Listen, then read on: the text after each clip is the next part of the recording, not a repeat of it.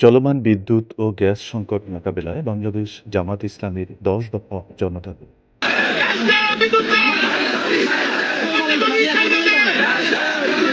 ১. গত ৩ মাসে আদায়কৃত সকল ভুতুড়ে বিদ্যুৎ বিলের বিষয়ে অবিলম্বে গণশুনানির আয়োজন করতে হবে। দোষীদের বিরুদ্ধে দৃষ্টান্তমূলক শাস্তির ব্যবস্থা এবং ক্ষতিগ্রস্ত গ্রাহকদের যথাযথ ক্ষতিপূরণ নিশ্চিত করতে হবে। ২. প্রিপেইড ও postpaid meter, demand charge, meter ভাড়া এবং অন্যান্য সকল অযৌক্তিক ও অবৈধ চার্জ অবিলম্বে বাতিল করতে হবে। ৩. গত ৩ মাসে ডিমান্ড চার্জ, মিটার ভাড়া ও অন্যান্য খাতে গ্রাহকদের কাছ থেকে অতিরিক্ত আদায়কৃত অর্থ কোনো আবেদন ছাড়াই স্বয়ংক্রিয়ভাবে ফেরত দিতে হবে। ৪.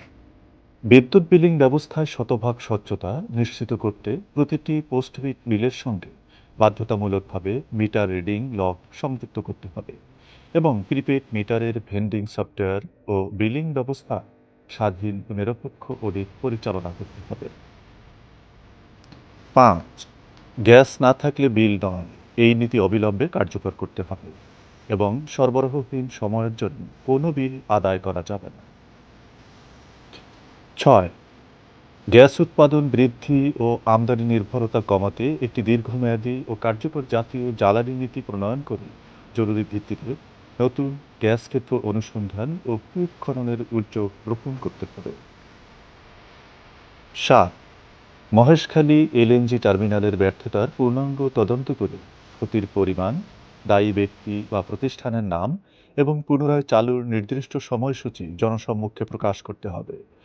একই সঙ্গে বিকল্প জ্বালানি সরবরাহের কার্যকর ও নির্ভরযোগ্য ব্যাকআপ পরিকল্পনা ঘোষণা করতে হবে।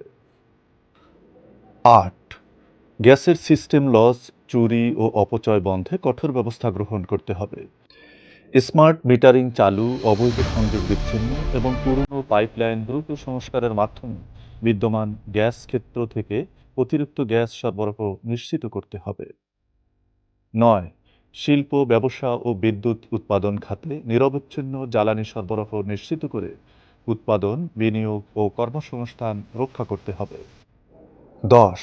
এলপিজি ও সিএনজি এর পর্যাপ্ত সরবরাহ নিশ্চিত করতে হবে। জ্বালানি সংকটের কারণে শিল্পের শ্রমিক ছাঁটাই বন্ধে কার্যকর নজরদারি জোরদার করতে হবে এবং বিদ্যুৎ গ্যাস খাতে দুর্নীতি, অনিয়ম ও অব্যবস্থাপনার সঙ্গে জড়িত ব্যক্তি ও প্রতিষ্ঠানের বিরুদ্ধে দৃষ্টান্তমূলক শাস্তিমূলক ব্যবস্থা গ্রহণ করতে হবে।